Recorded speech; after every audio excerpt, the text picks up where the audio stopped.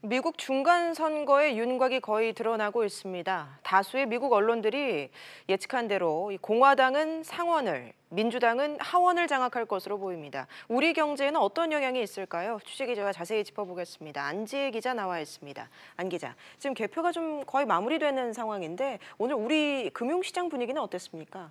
네, 사실 선거 결과를 두고 이제 불확실성이 좀 있었는데 개표가 어느 정도 마무리되고 또 그게 시장에서 예상했던 시나리오대로 가면서 불확실성이 해소된다는 측면에서 시장에는 긍정적으로 작용했습니다. 오늘 코스피는 장중 한때 2107.63까지 오르면서 2100대를 회복하는 모습을 보이기도 했는데요. 다만 북미 고위급 회담이 연기됐다는 소식에 투자 심리가 위축되면서 어제보다 10.93포인트 내린 2078.69에 마감했습니다. 원달러 환율 역시 등락을 거듭하다가 중간선거 윤곽이 드러나면서 1123원 30전으로 거래를 마쳤습니다.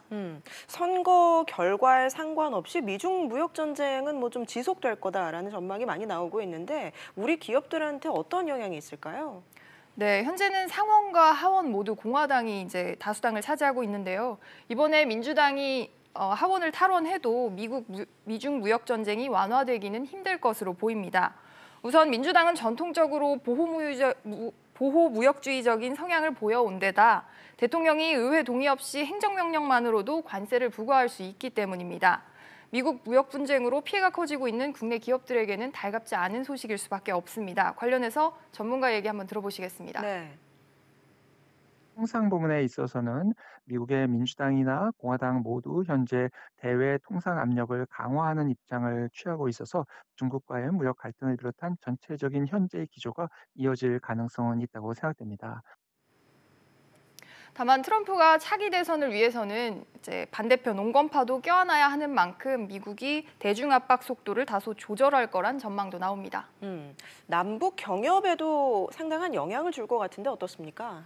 네, 남북 경협 속도 역시 다소 늦어질 수 있습니다. 현재 민주당이 트럼프 정부와 북한과의 협상 과정을 조금 더 꼼꼼히 살펴보겠다라고 입장을 취하고 있기 때문인데요.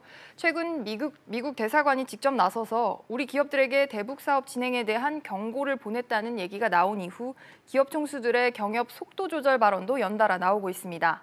이런 가운데 전국경제인연합회는 오늘 오후 경제계 상설 조직체인 남북경제교류 특별위원회를 발족했습니다.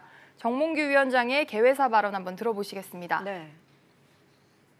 오늘 새롭게 출발하는 남북경제교류특위는 한반도의 항구적인 비핵화 논의가 진전되는 곳에 맞추어 남북 경제관계 활성화를 위한 경제계의 공통 의견과 실천 방안을 마련하는 데 목적을 두고 있습니다. 네, 국내 경제단체 중에서는 남북 경제교류 협력을 위해서 선도적으로 나선 건데 이번 미국의 이제 중간선거 결과에 더해서 국제 정세를 종합해서 고려해 볼 때 위원회의 활동이 큰 힘을 받기는 어려울 거란 얘기도 나옵니다. 알겠습니다. 안 기자 얘기 잘 들었습니다.